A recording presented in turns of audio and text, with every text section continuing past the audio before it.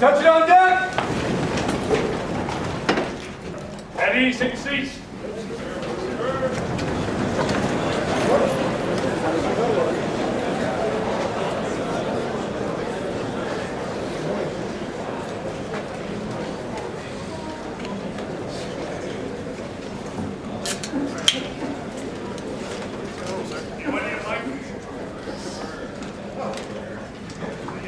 I can't hear you back there, sir.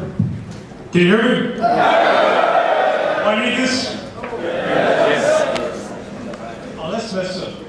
Is that a little MAN is what someone told me. All right, how we doing, second tracks? Hey, how's traffic coming over here? Hey, little courthouse bay, Christian East in the morning, right? Thank God we're not stationed on this side of Missouri. All right, hey, what a great 2 days we got in store for you all. Does everybody know what we're doing today and tomorrow? All right, you know what we're doing this morning? Yes. All right, hey, we've got a great time. We've got PME on OIF. I'll talk a little about that in the end. We're going to kick off this afternoon. We've got first preservation program, PME going for NCOs and below. With Sergeant Major. At the same time, we've got an RSO class. We're going to talk about AP Hill and deconflicting fire and doing things right. Talk about the future, those tools for leadership. Tomorrow, give some time, and Friday, give some time for those NCOs to create those record jackets, those do some counseling, those counseling jackets. Sergeant Major will talk more about that. And that afternoon, we're going to kick off into a field meet, a little 7-ton pool. Our HNS is going to be a big contender for that. Thank you for the war.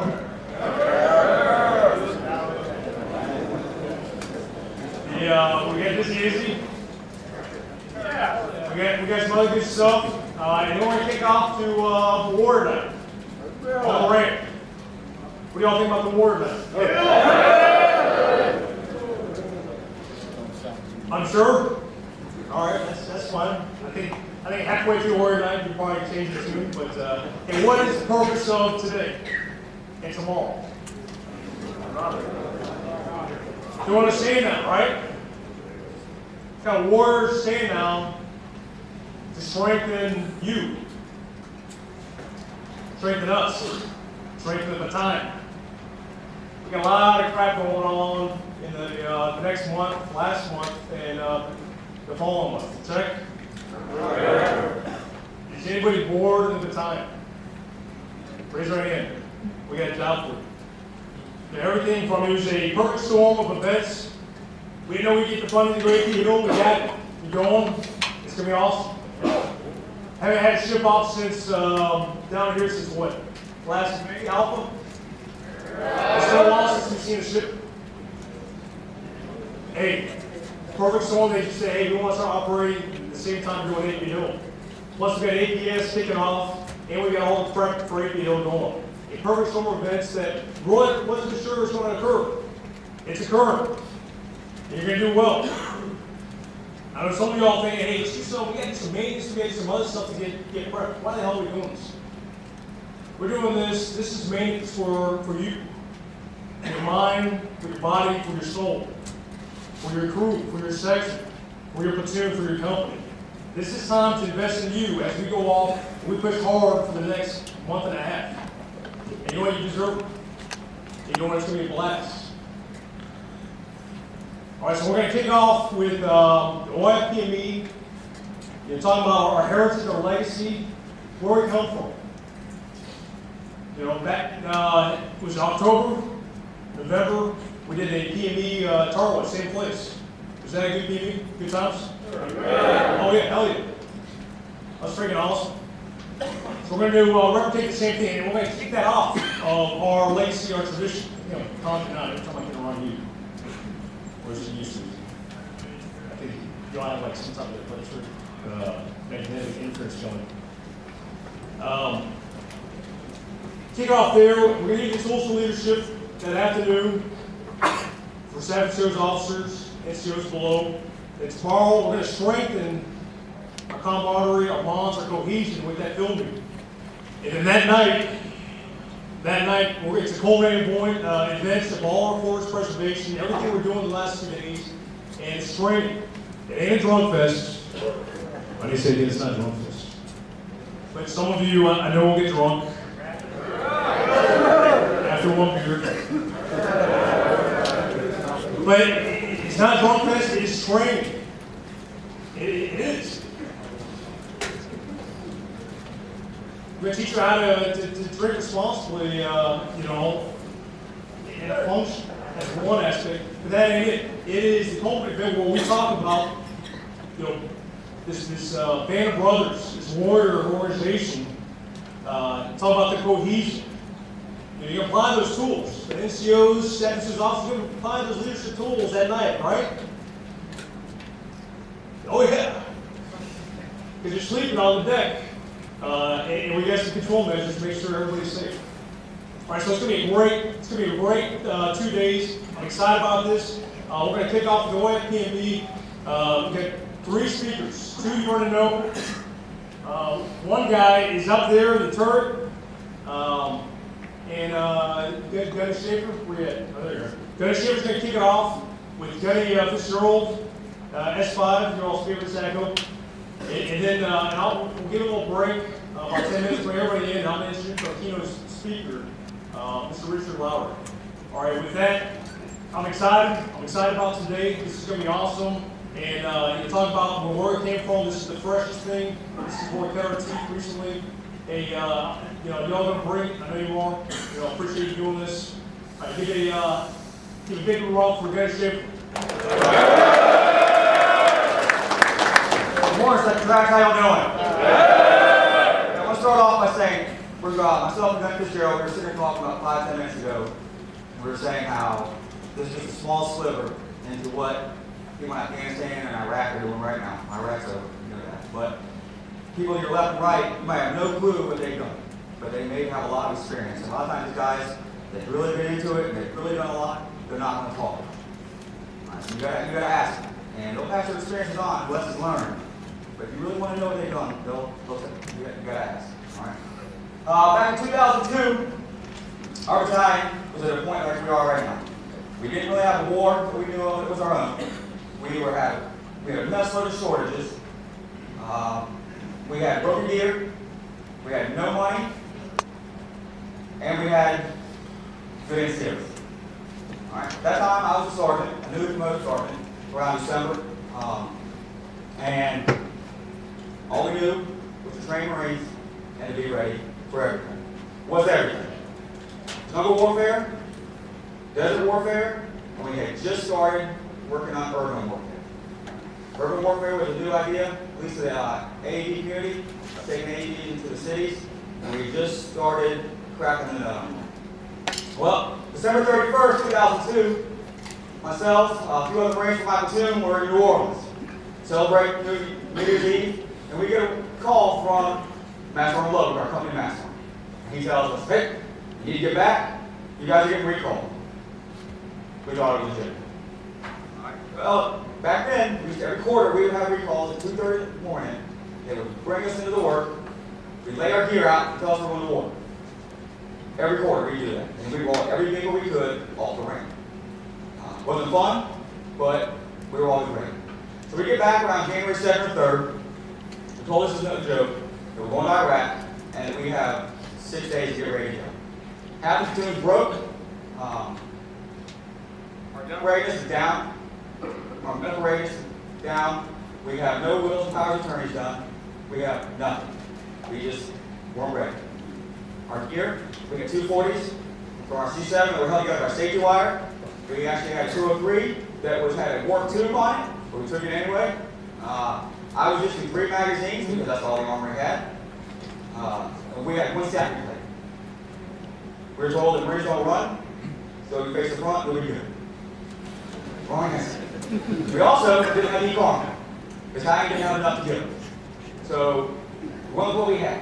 Today, January 9th, we were moving the ship out to Oslo Beach. Charlie Company, Charlie Sack was my platoon. We were attached to Alpha Company, we came Alpha first to make Alpha whole, one complete company. We moved the ship, we towed 2 of our vehicles to the beach. Pulled it back that night, put them back in, and our maintenance one was to ship. All right, so here we are, 37 days at sea, across the Atlantic, going through the Mediterranean, come up off the Persian Gulf, and we landed in Kuwait. All right, we're attached to the 1st and 92nd Marines, and this is where the story begins.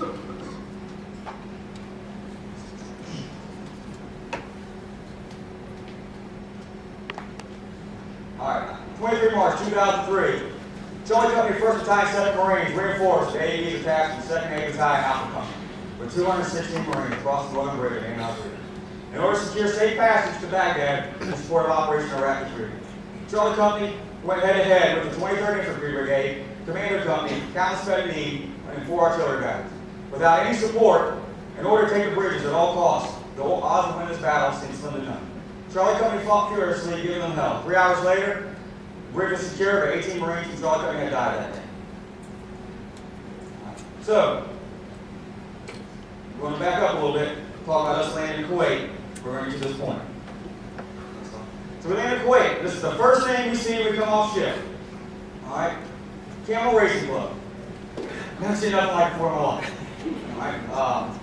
Gunny Elliott was there. There's a few others that were still there with us. And we'd never been in the Middle East before. Never seen anything like it. Complete culture shock. So the Marine Corps in this infantry equipment was smart and didn't let us near civilians. Took us out in the middle of the desert, and we set up camp. Now, when I say camp, we lived around AEDs, we had no tents, we had MREs, and we had salvage trainers. That's how we started.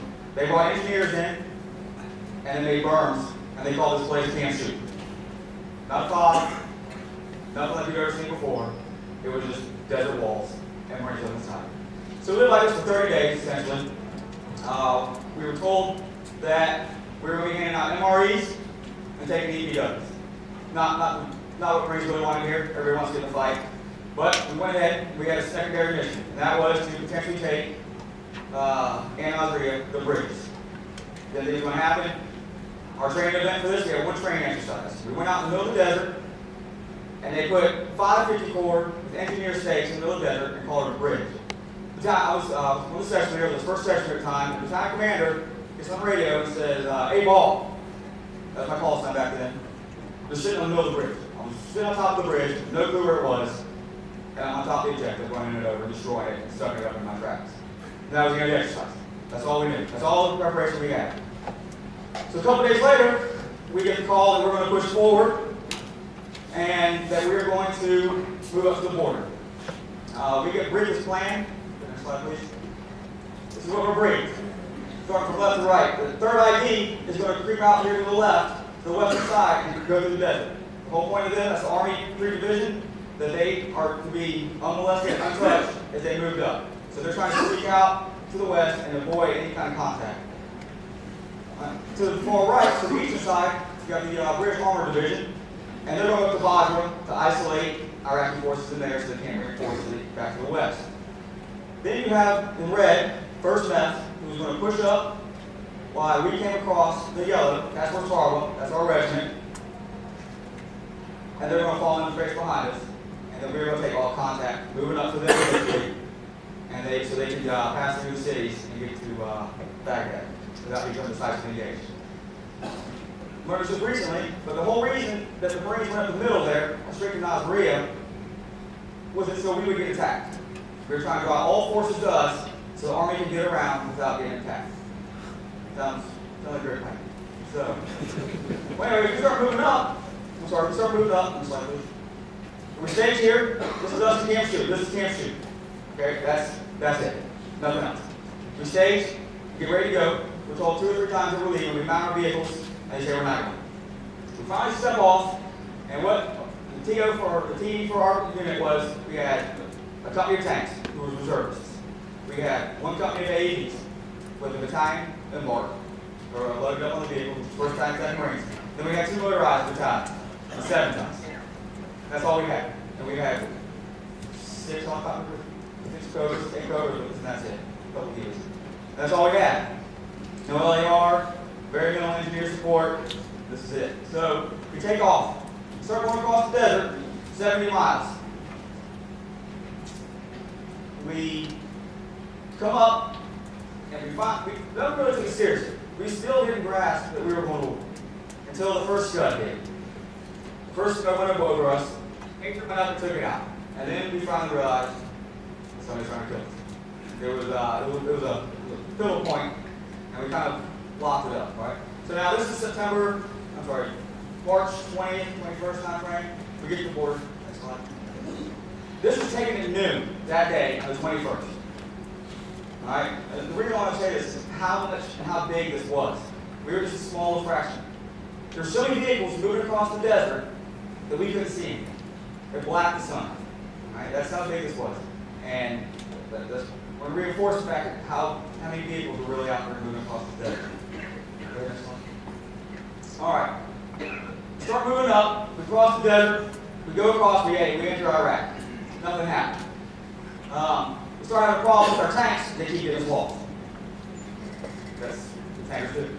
So what they did, again, as you can see here, they take a section of AVs who went between myself and now Sergeant Major Chabot. We would take the lead of the regiment, and then the tanks would be behind us. Now back then we didn't have, well at the time we didn't have LAR with us either. So here I am, Sergeant Schaefer. I'm almost a mile, 2 miles ahead of the whole regiment, tanks way back, and I'm scouting out the whole pack. I have 23 maps that were on 8x5 sheets of paper that some Lance Corporal had printed out somewhere with staples in. I'm using a magnifying glass to read the terrain orientation and trying to push our way through. The stressful point in my life, my claim to fame is I led the Marine Corps from Iraq to Nasariyah. I was the lead vehicle. I was pretty proud of that. But you can see right here, this is our movement up to Nasariyah with the tanks in the trace. All right, so I'm moving up. Like I said, I'm stressed out, moving through the desert throughout the night. I can't see anything. I've been up for 2 or 3 days at this point. We're still up front. We're still going along. I'm starting to get blurry for me on things. My reflexes are going down. My fatigue really setting in. Thank God for going.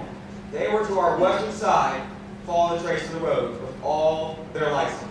As far as you can see, it was like a white snake with lights. And I use that. It's the only thing that helped us. The only thing that got me through was the Army. So I knew if I cut into my left, I was good. All right. So with us moving through blacked out, I wasn't worried about getting attacked because I figured, hey, you can't shoot. People are going to shoot those guys. I knew if I kept to my left side, we were good. We kept going through the night like that, pushing through. Move back to the roads in the morning time. Worried about the big turn that I have to make to Nasariyah. And lo and behold, I come across this sign right here. Baghdad, Nasariyah. Best thing I've ever seen in my life. And it's in English. It was even better. So, go ahead and make a right turn here. It's a big cloverleaf intersection. Next slide. This is an aerial view of it. We're coming from the top right corner down. Take the right over there. Go start heading up.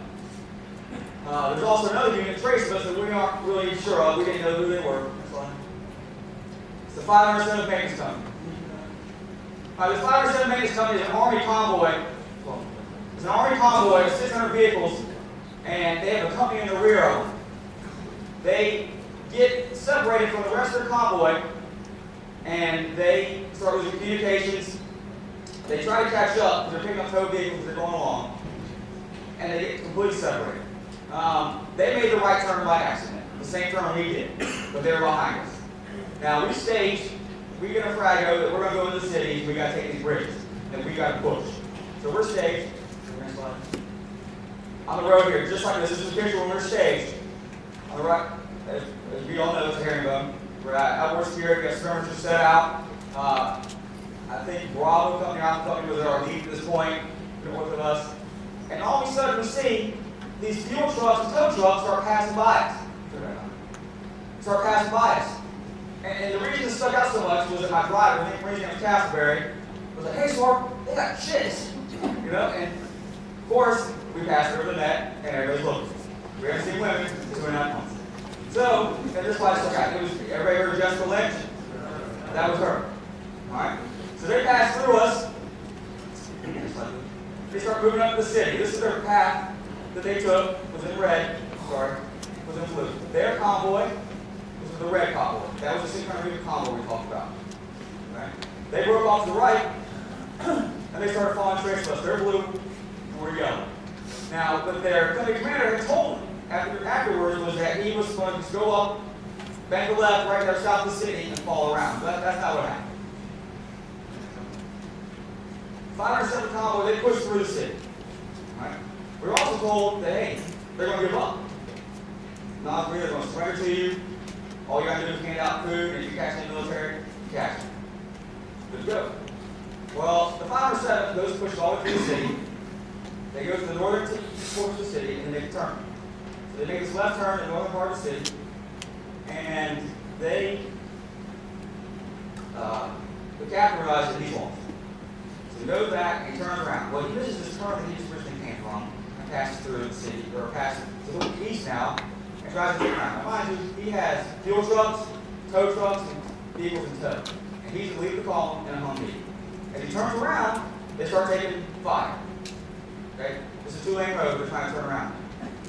They return and we move, and any kind of time we make a turn, first section leader always slows down.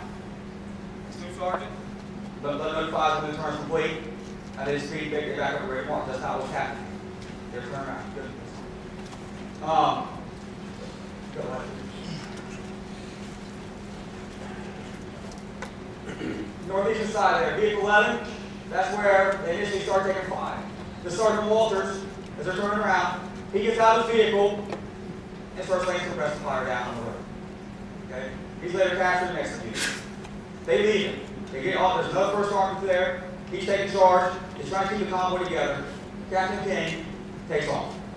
Leaves his soldiers behind. Makes this turn. So now they're spread out. They get all these spots around. They're spread out in 3 different groups.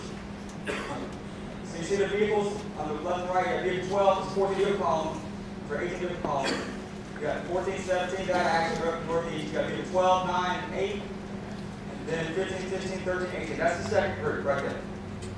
They're in the middle city. So you got some Lynch's in there, that's First Mark Downey, a lot of these guys in the middle city. What happened was, as they're coming through the city, they're taking all sorts of fire. People start getting killed, their weapons malfunction. We recovered the weapons later, the Marines did, and we learned that they didn't know how to use counterattack cannon. Their weapons began one of the worst fights they could ever imagine. They didn't know how to use counterattack. They put the weapons down. They had to clean the weapons in days, so that was another issue. They had stoppages. And here they are. This is the maintenance company. Well, Captain King, he's still heading south. While the soldiers are back here, they slaughtered.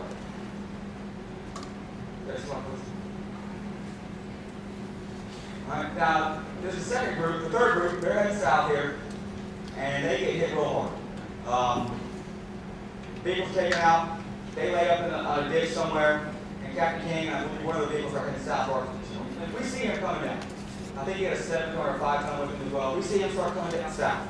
Any of you saw Mr. Chabot? He was up front. He was former instructor. He was up front.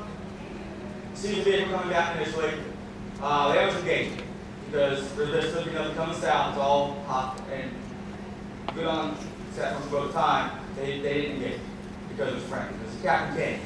He starts freaking out. Hey, his company's up there, they're ambushed, they're lost, he needs help.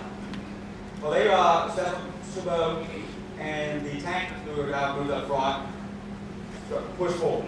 They do a rescue mission on the 507. Here's the vehicle. They do a rescue mission, and they go save these guys. So, I think, I don't remember which platoon it was, but anyways, Sergeant Chabot, he let them up there. They start taking Iraqis out of the front. Now, the reason Iraqis are fighting so hard is because they think this 507 maintenance is our frontline units. So now everybody wants to fight.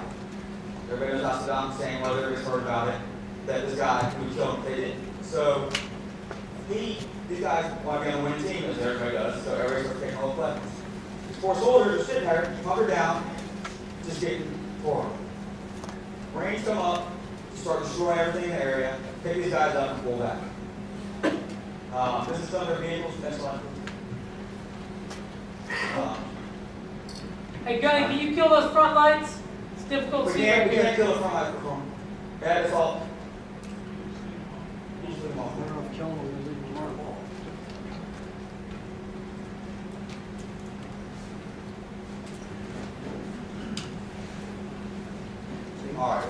Nobody fall asleep. Okay. All right, so they start coming back on south. We get back to this. You see the statue right there, the northern side with the gas station statue we referred to. There's a railroad bridge, and then there's the garbage dump. These guys, Sasson Chabot, and the tanks moved up to this garbage dump area. I'm sorry, the railroad bridge area. I'm picking these guys up. Now, this comes into play later is because the tanks have moved up, expended their fuel to save these soldiers. They can come back, and now they have to refuel. I think we had a section of tanks left that didn't need to refuel. Next slide. All right. Again, talk about the rescue upon here, the incident. The Marines moved forward. They picked them up. They counted 10 soldiers. They abandoned their vehicles. The vehicle was shot up. They're destroyed. They're not even able. They can't move them anymore. They went forward to the city, get the second group. Nothing was found. They were forced to return back to our column to move forward to secure the primary objective. Again, 5 or 7 vehicles. This is taken from one of the vehicles. All right. Get back, start realizing what's happening, start realizing how big this was with the Army and how much we took a hit. The 33 soldiers from 18 vehicles that entered, 11 were killed, 9 captured, 7 captured, and 9 wounded. 16 and 8 vehicles engaged with the attack. The 16 soldiers and 8 vehicles emerged from the attack. That's it. Nobody can tell how many Iraqis they killed. Currently, the different counts are they laid, massive amount of fire outboard. And not knocking on it. If you don't know what to do, just shoot everyone. So, start finish attack, 5 or 7 flats, 60 to 90 minutes, and that's it. Many people died already. And now the whole battlefield has changed.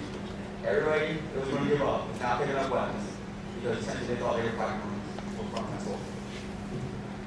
Next slide. Moving north.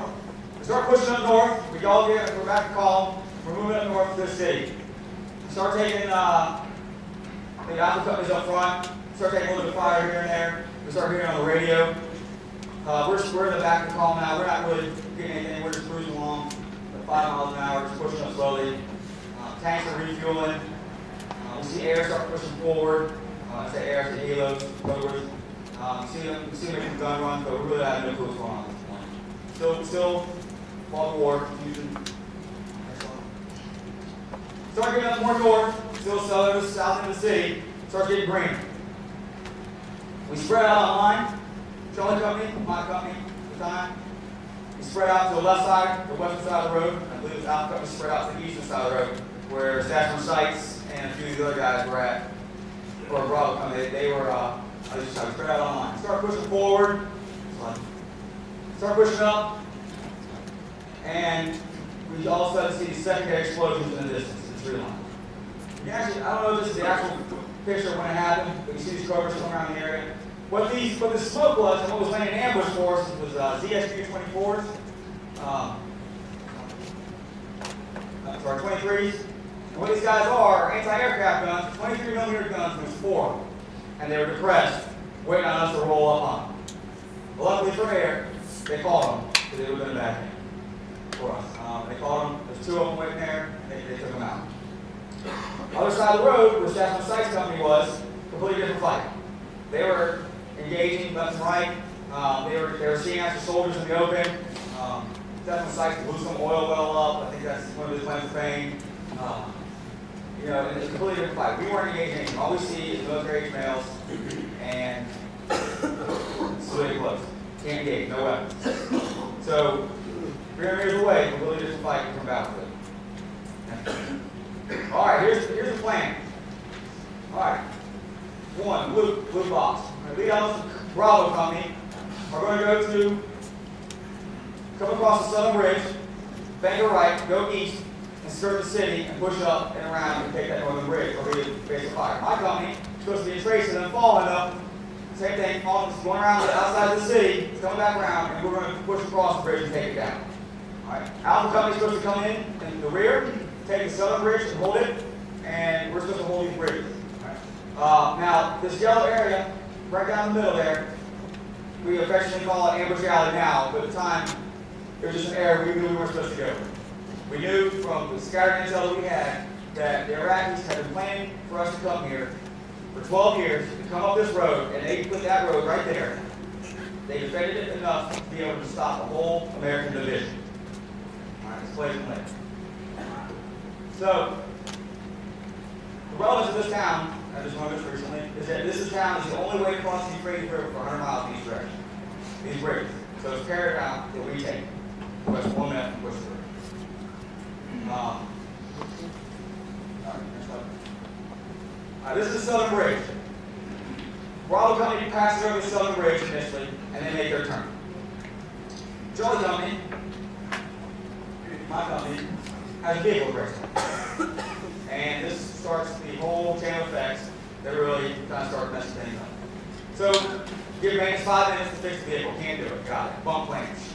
So, what's happening this time period is now Alpha Company pushing ahead of us because they got to take these bridges before these are active blown and things start getting down. So, Alpha Company takes the Southern Bridge. They're in a fight. They're throwing down. We can hear it. Sea tracers coming overhead at this point, but we're still not involved in it. Bravo Company is turned to the east, and they're starting to move down. We get moving again. Go across this Southern Bridge here, or right to south of the stage, and the first time I take fire was by 2 pillboxes on the western and eastern side of the bridge. First, I didn't believe it. I started hanging off the side of the vehicle, and I see this little flash. So, torque shaver ducks down, goes to the side, I see these 2 guys sitting there at the stations. Still didn't believe it. I call and ask permission to fire, and the lieutenant's like, why are they dead? So, what do we do?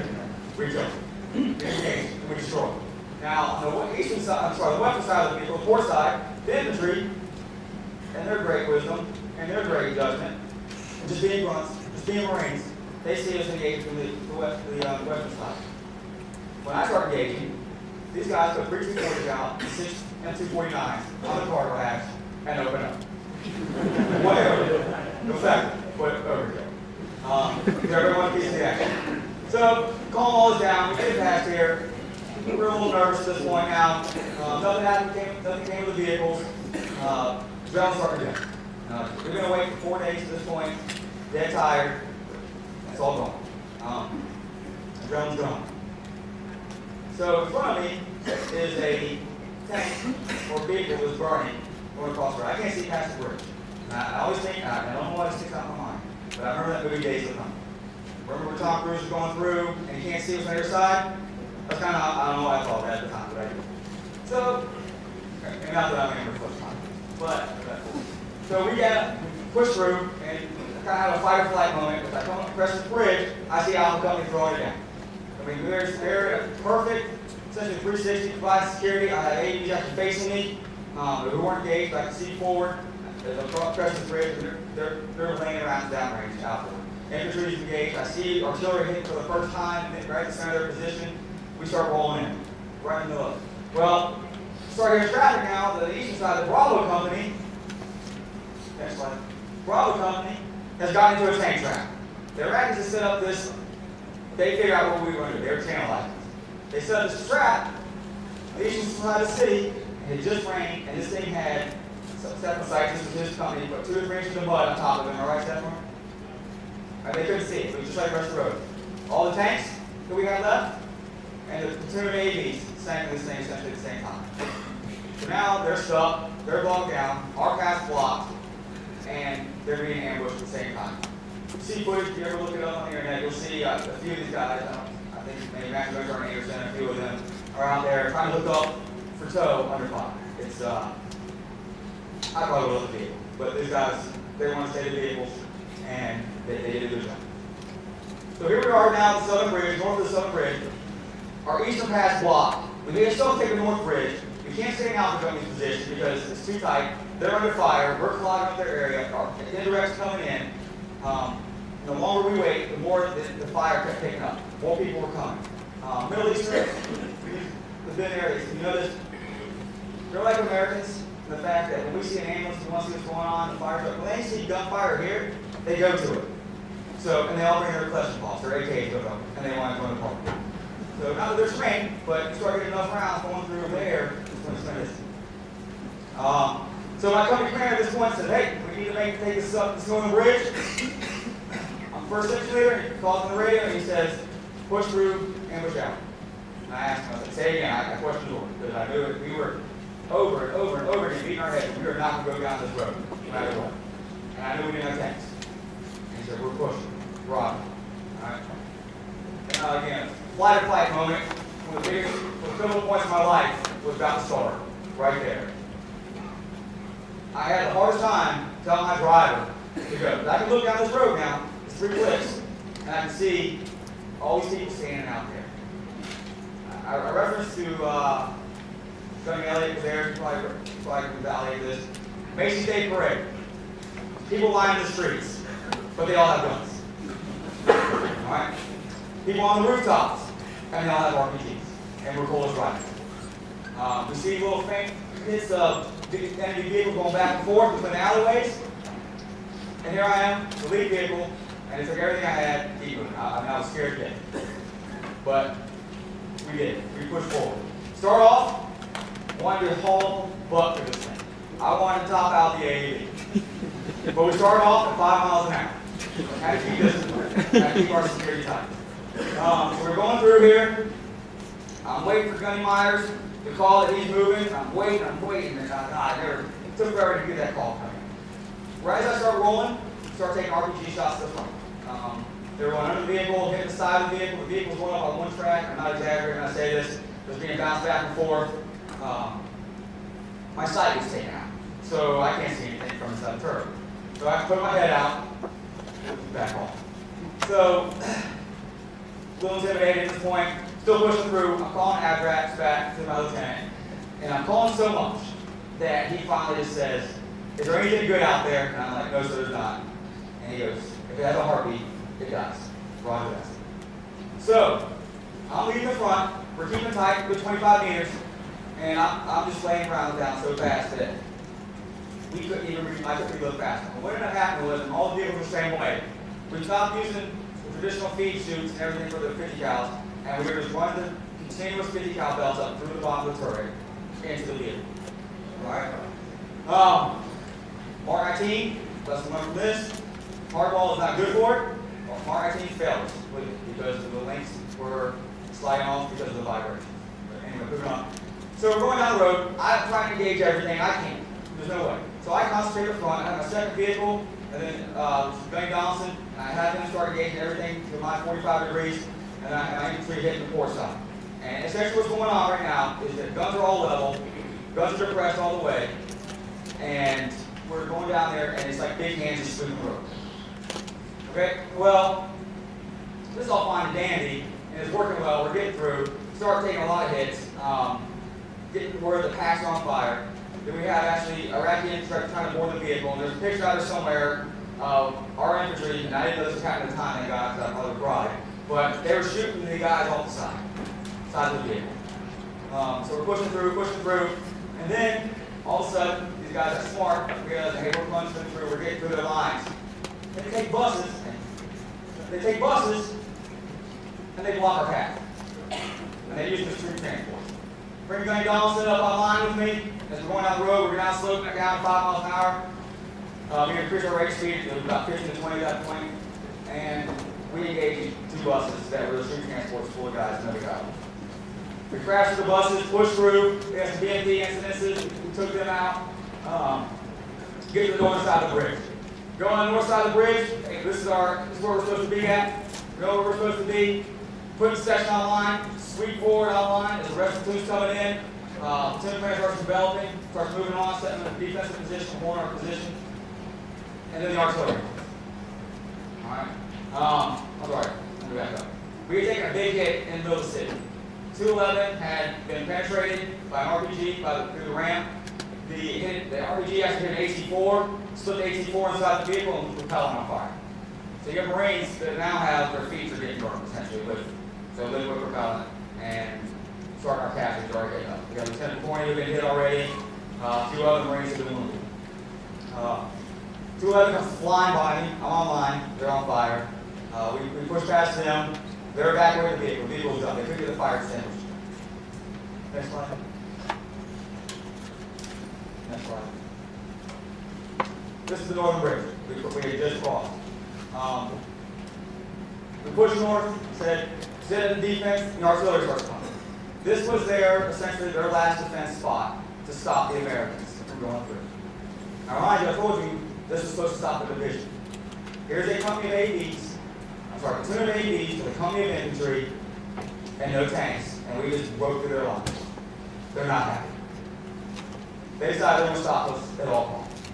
So now we set in, artillery starts coming, and every 25 to 10 something wrong, every 5 to 10 seconds, artillery was taken. Within a quarter-mile area where defense was. They start doing rushes with a brigade of infantry on our position. And I remind you, we're a company, we're fighting a brigade. So we call back to ask for artillery support, and our unit leader, not the one with us, higher, tells us we're not where we're supposed to be. There's no way to secure this position already. All right, bring it off. He denies the company commander, saying that's not where you are. Plays the lane. Gunny Elliott is on the southeastern side, setting up mortars. He's carrying the reason mortars vehicle. I'm on the northeast western side, calling fires out. To my section, team commander setting the defense in, making sure that our sectors of fire are covered down upon the history textbook. What we didn't appreciate was that the brigade headquarters right there, they had FOs all around us. And they were redirecting fires constantly on us. They were bracketing us. We shoot linear fires, they shoot the same way, and they're bracketing back and forth. We didn't understand what that was back then. Just lack of experience. The fires getting tighter and tighter. Eventually they took our mortars out within, what, 20 minutes? Oh, yeah. Something like that. Well, so 2 of our 3 tubes are gone, Marines killed, they're done. And casualties went out. Gunnys is wounded at this point. We have Vasquez, a couple other guys are wounded at this point. Start getting casualty collection points on the 2-star vehicle. Gunnys is actually still in the fight. He refused treatment. Still throwing around downrange back towards the city.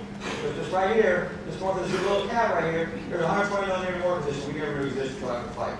So their flight time was really long. They were shooting straight up, across the river, and straight back down. Well, platoon commander, this is here on my point of view. Remember that. Platoon commander and company commander separated from the AV. We don't know where they're at. Platoon sergeant, Benny Myers, National Sergeant, you don't remember him, gets knocked out completely. Okay? I'm first section leader, and I'm the platoon. Awful feeling. Awful feeling is so, especially in a fight like this. The platoon commander on board with me is now the company commander.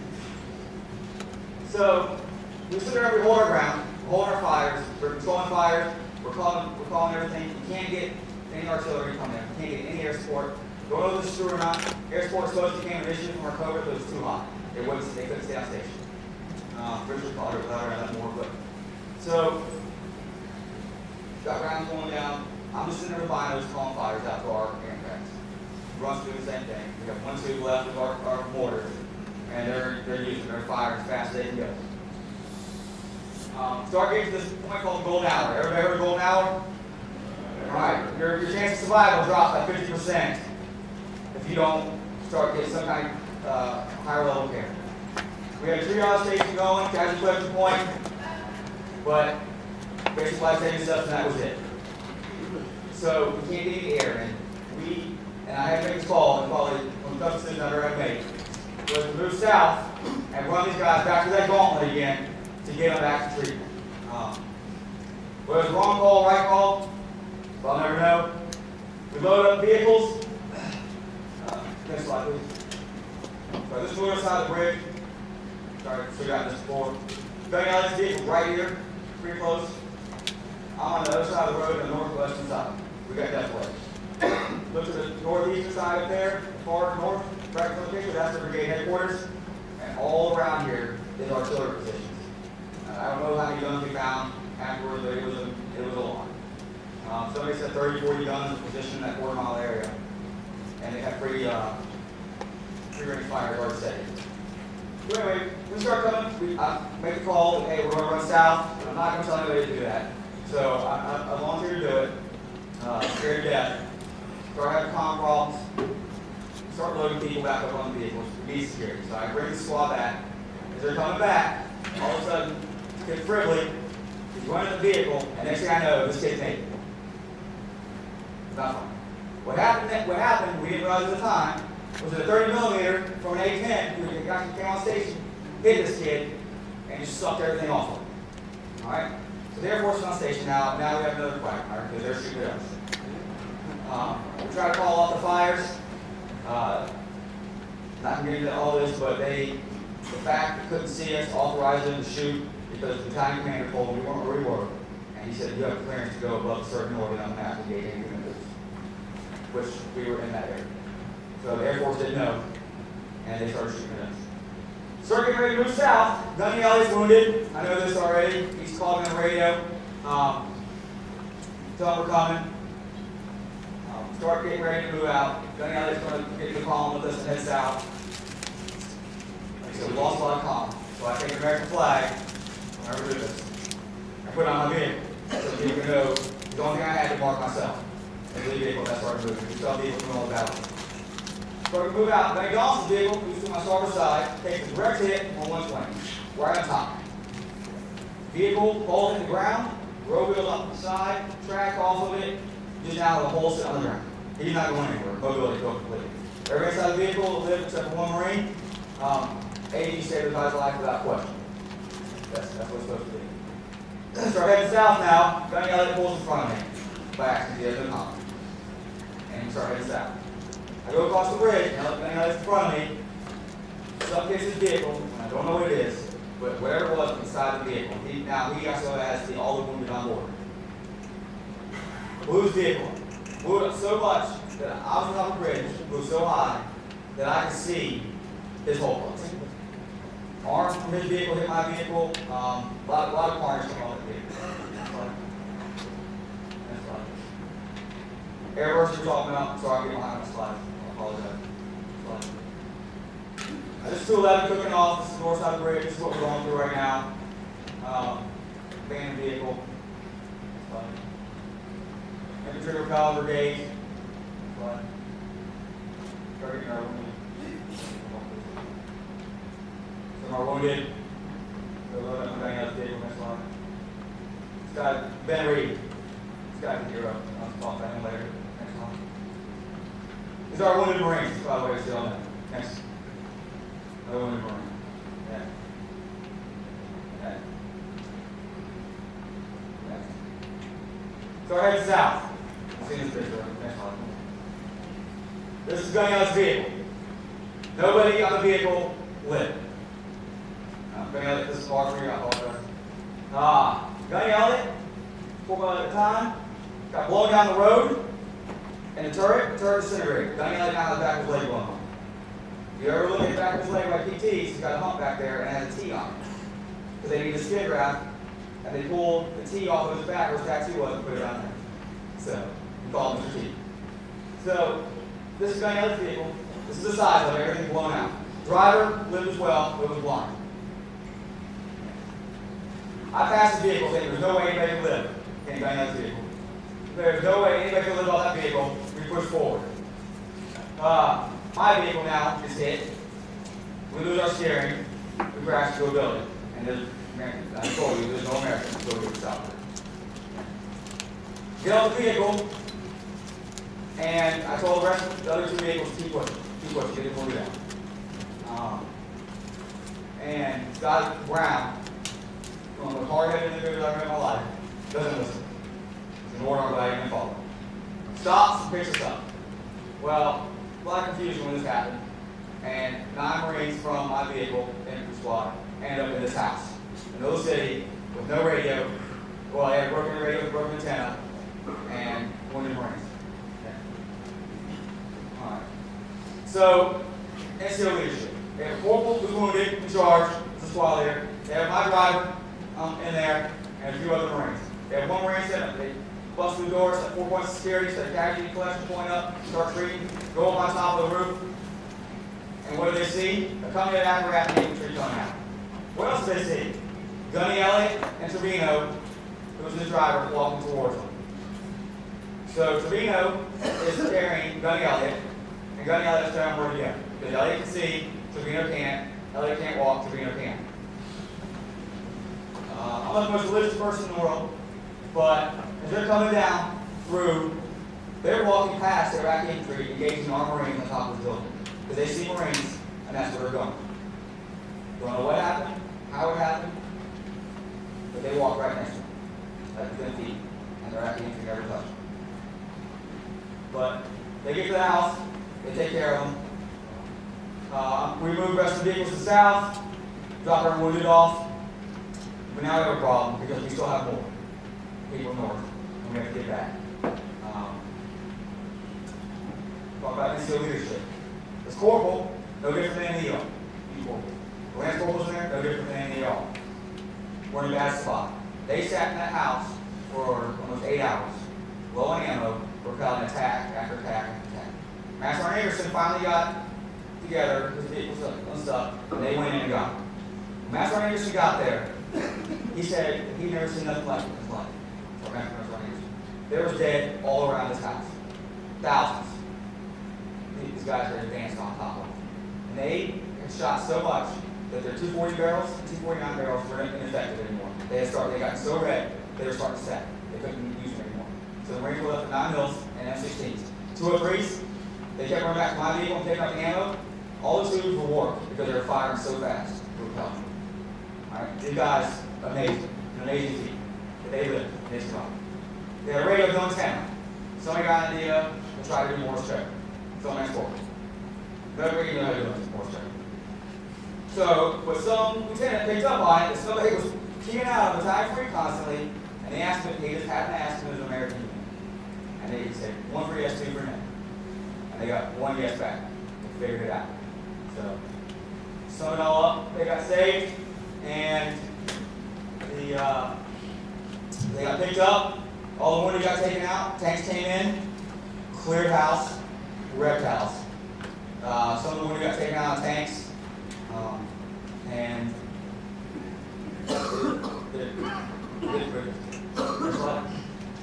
going through some of our vehicles. Next slide. All right, start going through these slides. It's pretty much the end of my presentation here. NCO leadership carried it back, by far. All right, a lot of discipline carried it back. There was no question of orders, none. Improvised. We went with what we had, and we knew we had objectives to get to, and we still went, no matter what. We found a way.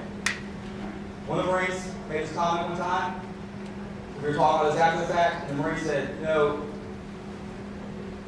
with the leadership that we had, I would have followed you guys into hell with water guns. Pretty good thing. Lost 18 Marines from our company.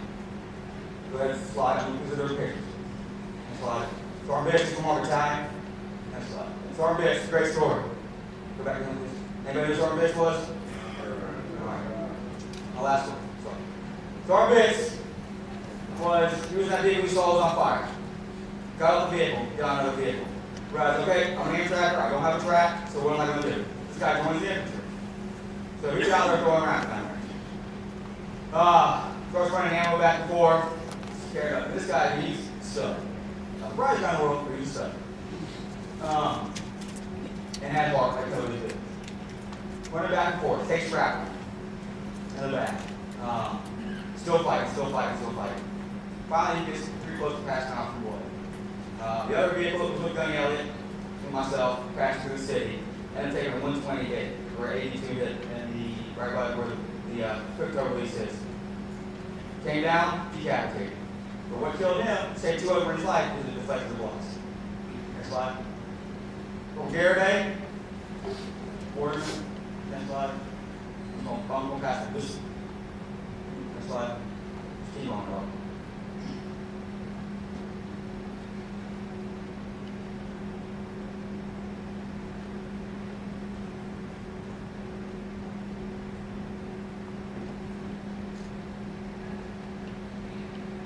Battalion.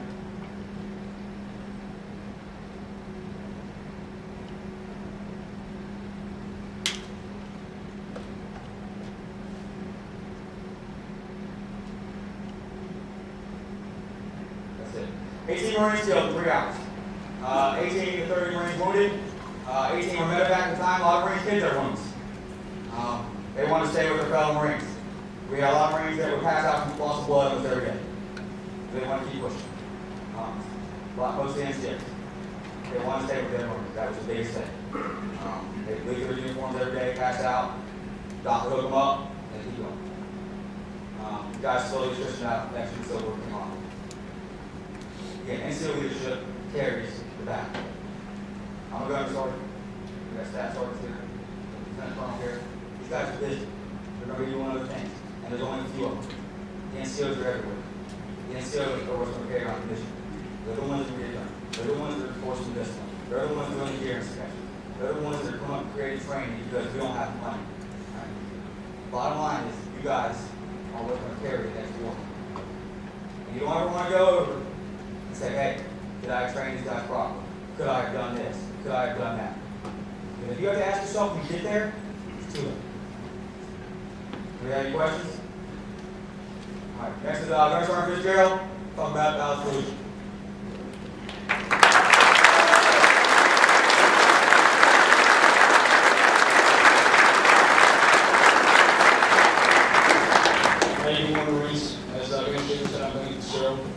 After redeployment back from OIF-1, I was with Delta Company. We got back to the States, got into a breakdown in the company. We started to expand the company a little bit for those getting out. New joins in, building the company back up for future deployments. At the time, we were slated to go on to EVP. Several months after we got back, we already started going to EVP. That was what's going around. We did other things through Delta companies such as tax, field outs that you're going through right now. What you're going through right now in the time is what we were accomplishing back then as well. So nothing has changed. There's no difference in it.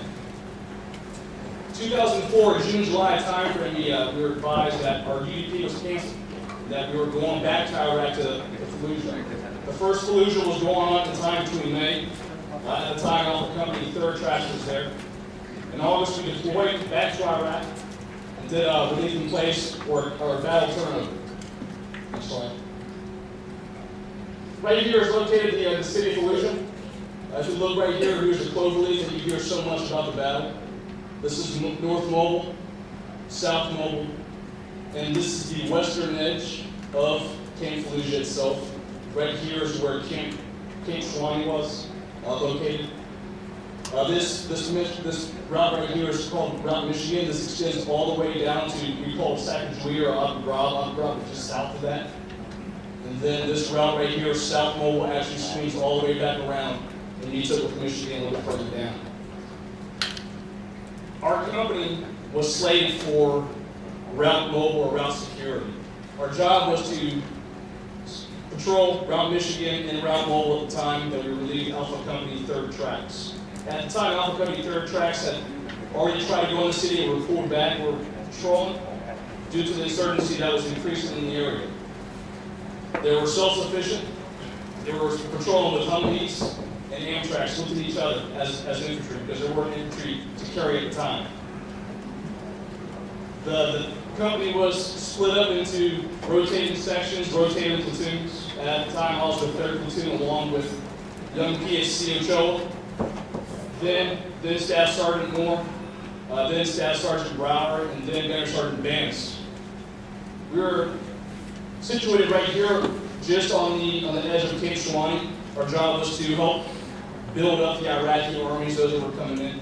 What Afghanistan was doing now, or is doing now with their ANA and ANP. We were there for about a month or so, maybe 2 months, in conjunction with running security patrols up and through Michigan and up and down Mobile. We were a bit naive at the time when we deployed back to Iraq. The majority of us were already combat veterans from OIF-1. Again, I deployed in OIF-1 with Delta Company 3-5. So we had an idea of what was to come. We thought we were going to go through like OIF-1, go through the cities, carry infantry, take them off, whatever the case may be, and conquer an objective. This is completely different. We were set for Route Mobile or security itself, securing both of these routes.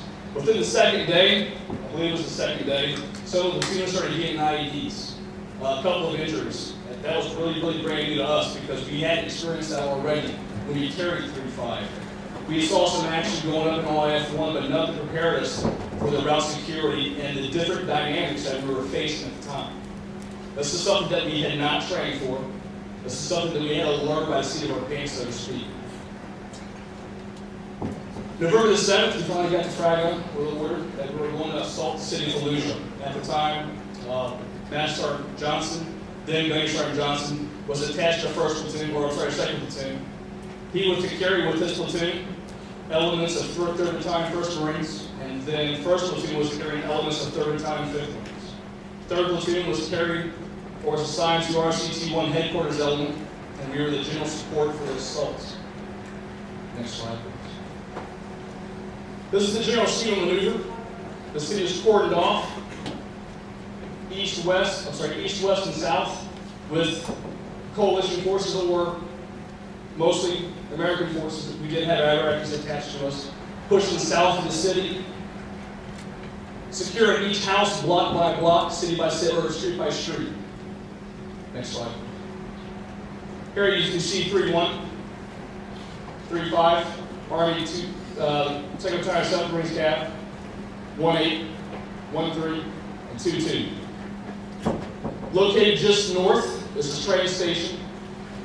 You'll hear a lot about that in a minute. We started our advance November the 7th, and we're actually in place later on in the evening. I can remember not getting sleep for about 2 days. I think it was 3-1. 2nd Platoon elements actually made a breach towards the train station. That's where several Marines were injured in our company also. Again, something new. We were getting calls across the radio that Sergeant Mullins was injured, and some other Marines come later on in the event. 3rd Platoon was located right around here. We were convoying down with our Shawnees, we call them Shawnees, or the Iraqi elements that we were going to place in the city as well. There was more positions set up right out here, and believe it or not, we were actually entering the city with headlights on. At the time, we didn't think that they could see us, react to our advances, because the entire time this was happening, there was a constant barrage and air dropping bombs, 2,000 pounders on the city on pre-designated targets. And from 4 miles away or 4 clicks away, I could still feel the concussions in my chest when a bomb was dropped further in the city. That's how powerful these bombs are. Next slide. Back one. November the 9th, with Master Sergeant Johnson and 1st Platoon, they were clearing the area of the Drolon district, I believe. That's where they also received a lot of KIAs and a lot of wounded at the time. This was November the 9th. At the time, Sergeant Cameron was injured. At the time, Staff Sergeant Slade was killed. Staff Sergeant Slade and I were really, really good friends. And I came across the radio that he was killed. So I was dealing with that entire night of November the 9th. At the time, 3rd Platoon, 1st Section, I was 1st Section. At the time, Gunny Netherton was the section leader. We were helping general support, where we would make runs into the city, dropping off ammunition, water, food, and certainly the Iraqi Swanee soldiers. At the time, Staff Sergeant Moore, now Master Sergeant Moore, was QRF, was stationed right here towards the train station. In 3rd Section, then Gunny Sergeant Brower, along with Master Garrison Sergeant Bannis, was running QRF. He was taking all of the injured from the city, running them back to Fallujah Surgical, those that were not as serious. November the 10th, by chance, by some lucky shot, I don't know, my track received a 122mm rocket fired as an order, approximately 2 clicks away, and landed smack dab between my front cannon and rear cannon. At the time, Wesley Cannon was on turret watch, sitting outside. He had just taken over, and the rocket landed right between his legs. It blew the engine panels completely off. I was in the back after coming off of watch, racking out for a little bit. I received shrapnel to the back of the head and the back of the shoulder. Wesley Ross also received engine panel outside the head. Split his head open like a watermelon. It sounds like gruesome, but that's what when I woke up, that's what it looked like. With a fist-sized hole in his back where a piece of shrapnel had gone through. I had Sammy, those Marines out there who know Sammy from Iraq, was on the track as well, and that's where he received his wounds. He's one that actually woke me up and asked for a corpsman, and then a week later, literally, he's back out there doing interpretive stuff. They medevaced me along with Sammy and all the others that were injured in the explosion. One Marine was injured on the opposite side of me, and another one, Corporal Kinley at the time, received shrapnel through his leg. We were all medevaced to Germany, where I spent about two weeks, 2.5 weeks before I retrograded back to Camp Fallujah. At the time, first section, we were disbanded because of the injuries that we sustained. There was 3 Marines on my track alone, myself, Wesley Ross, and Wesley Cannon were all out. Corporal Shute was taken out along with Corporal Kemp. So that section was completely disbanded and put into 1st Platoon and 2nd Platoon as combat replacements because they had received too many casualties to continue the fight. At the time, Master Sergeant Moore was also running QRF for the assault. And again, like I said, Gunny Brower was running a Casabatch back to the Fallujah Surgeon. When I got back to the city, I found out that 3rd Platoon was in the city, located right in this area right here, the Mayor's Complex. That's where RCT-1 headquarters element had set up security, set up their base camp, and we were still attached to the headquarters element. They had taken our tracks away, so to speak. They told us we couldn't operate the city or operate the tracks in the city because they were too much of a target. Not a whole lot that you can do when you're in a grid block area of the city streets. There's not a lot of turn maneuvers. And Fallujah was a very, very built up city at the time. So what did they do next? They made a provisional rifle. Again, something that we had never trained for and never prepared to do. But we were running security operations inside the Mayor's Complex itself and running satellite patrols all around the Mayor's Complex and in the adjoining areas. Could you back up one more, please? There you go. Here's the Mayor's office right here. And these are the areas that we were responsible for, this little district right here. This was in the beginning of December 2004. The city had pretty much, I'm not going to say completely subsided, but the major fighting had concluded right around mid-December. All the units had pushed back, and we were setting up little patrol bases all throughout the city itself. Next slide. Next slide. This is some of the current operations that we did in Fallujah itself. We heard a couple things next to the Mayor's Complex that insurgents were infiltrating back into the city itself, trying to disturb the security operations and things of that nature. Next one. Staff Sergeant Peterson, then Corporal Peterson. Next one. Wargo, there you go. Staff Sergeant Peterson again. Again, provisional rifle. No anticipation of it whatsoever. The idea of clearing houses when you go in and you do the button hooks that you're taught. We were told not to do that because what would happen was the insurgents were taking the wardrobes, carving out the backs of them, staying inside of them, and then when they would clear the room, like normal Marines do, they already picked up on the procedures already. They would come up from the top and shoot. And that's how the reconnaissance Marines, 1st Recon, got ate up so bad during the assault of Fallujah because of those reasons right there. So we did what they call clear by fire. As soon as you made an entry into a house, you would cordon off the room and you would pie it off. Once you pied it off and saw there were no friends in there, you would open up fire inside the room itself. Either with grenades, flashbangs, shotguns, 9mm, M16, it didn't matter. Either way, holes are going in those rooms all around the area to clear it by fire. They used to stack up walls or piles and piles of blankets along the walls. And that was another spot that the insurgents like to hide out in, come up from behind it and shoot. They also had cases of insurgents standing there saying they're going to surrender with their hands up and then having booby traps. So when the Marines came in there to secure the prisoner, they would detonate themselves. So that's where we were protecting each other from. Next one.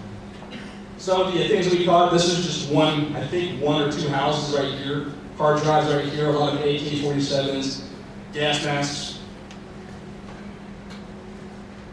some binos and other military equipment right there. Next one. Okay.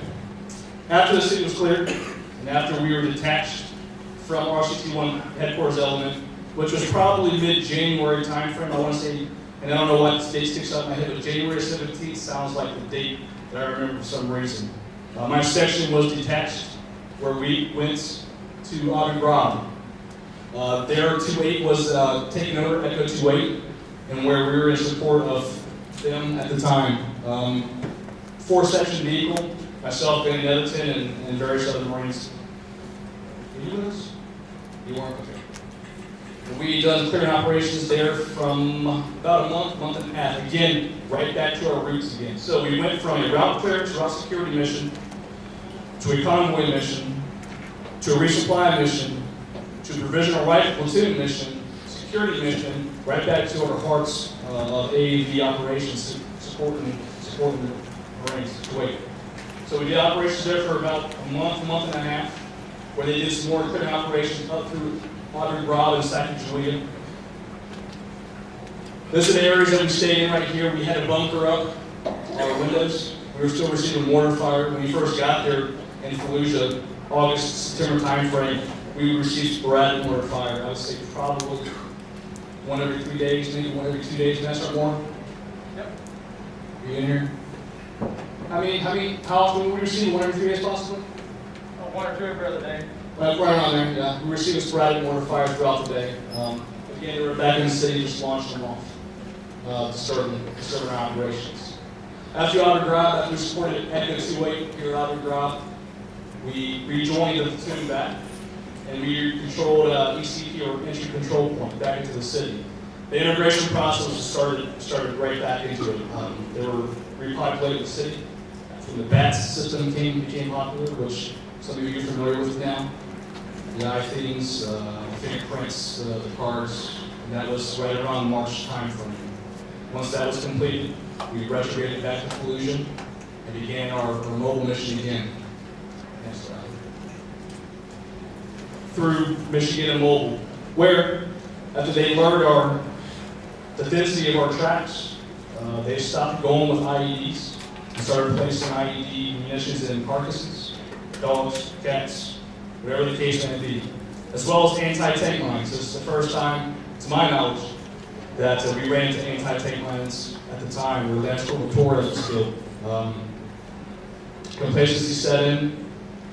He was an overwatch position on a hill, and the insurgents saw this through the same patrol routes. They knew where he was going to set up, so they planted anti-tank double stack mines. Right where he was exiting and entering the spot where he was overwatch. He was killed. Took his arm off, and there was nothing there left to apply a tourniquet. So that was another Marine killed during the deployment. We did a left seat, right seat with Bravo Company at the time. Staff Sergeant Mayhem, Sergeant Martin, Master Sergeant Curry. Did relief in place, and that included our deployment to Iraq. OIF-2. As Governor Sergeant Schaefer mentioned, NCO leadership was a big part of what we learned while we were there. Myself and Sergeant Orndorff at the time, before I got promoted to Staff Sergeant, we were running security patrols as sergeants. But we had team leaders as corporals, something that we had never done before. We're placed in a leadership position, running mobile securities. 4 Humvees, if now we were doing clear missions, where Sergeant Orndorff was the team leader, clearing houses, and I was the amtrak portion of it, providing their own security. We were self-sufficient. That's the biggest thing that I like for you to take away, is also being self-sufficient and flexibility. As you can see, we had no preparation whatsoever for what we faced in Fallujah. First platoon and second platoon did a little bit with their lifting the infantry elements inside the city, but third platoon did not. We were used for very, very sort of things. Do I have any questions at this time?